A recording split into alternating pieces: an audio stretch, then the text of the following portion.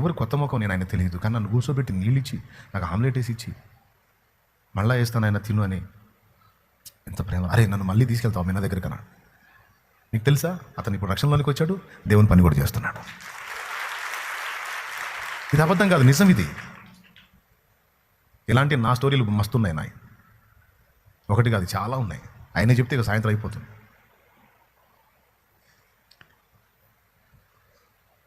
ఇంటికి పాలు మరో బ్రదర్ చెప్పాడు, ఇంటికి పాలు పోయడానికి వచ్చే వ్యక్తి పాలు పోసేవానికి ఏం విలువిస్తాం?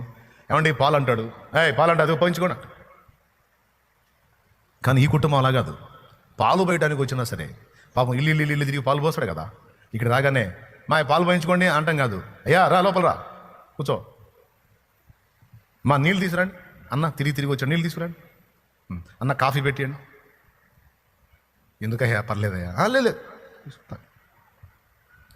తర్వాత పాలు. ఇప్పుడు నిమ్మలంగా ఉంటుంది నీ ప్రాణం నాయన, ఇంకా 10 ఇళ్ళు తిరగలం సంతోషంగా. ఆ పాలవాడు చెప్తాడు ఏమన్నా తెలుసా, ఎన్ని ఇళ్లలో నేను తిరిగి పాలు పోస్తాను, ఒక్కరూ అంత నీళ్లు పిలిచి ఇవ్వరయ్యా. కానీ ఇక్కడికి వస్తే ఎందుకో నాకు వేరే ప్రపంచంలోకి వచ్చినట్టు అనిపిస్తుంది. అన్యుడు, దేవుని ప్రేమ రుచి చూసిన అన్యుడు ఇంకా ఆగుతాడా? వాని హృదయంలో దేవుడు కార్యం చేయకుండా ఉంటాడా? నువ్వు ప్రేమ అనే విత్తనం ఆ హృదయంలో నాటావు, తప్పకుండా ఫలించింది కదా, మొలకెత్తింది కదా. ఇదే పాలు పోసుకునేవాడు బోరింగ్ దగ్గర ఒక చిన్నోడు ఇళ్లలో పాలు పోసి వచ్చి బోరింగ్ దగ్గర ఆ పాత్రలు కడుక్కుంటున్నాడు. పాలు ఎప్పటికప్పుడు కడుక్కోవాలా ఆ పాత్రలో, లేకపోతే మహా ఘోరమైన వాసన వస్తుంది. ఎప్పుడైనా పాల డబ్బాలు పాలు ఉన్నాయి గడికత్వంలో. బోరింగ్ దగ్గర వాడే పాపం చిన్నోడు కొట్టుకొని నీళ్లు పాత్రలు కడుక్కుంటా ఉంటే దైవజనుడు చూశాడు.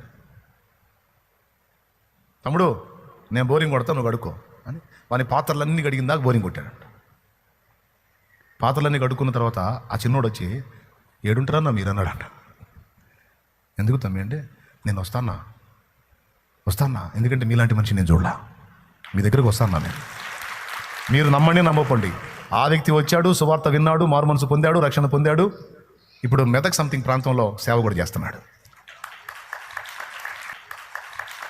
ఏమయ్యా కోట్ల లక్షల వందల వేల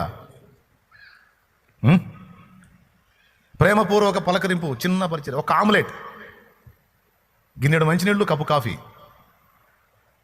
కాసేపు చేతుల కష్టం, ప్రేమ. ఆత్మలు క్యాచ్ అయినాయి చూడండి, జీవితాలు మారిపోయినాయి చూడండి.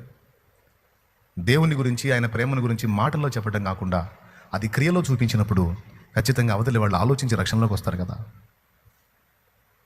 ప్రేమను బట్టి కఠిన పాషాణాలను కూడా కరిగించవచ్చు కదా.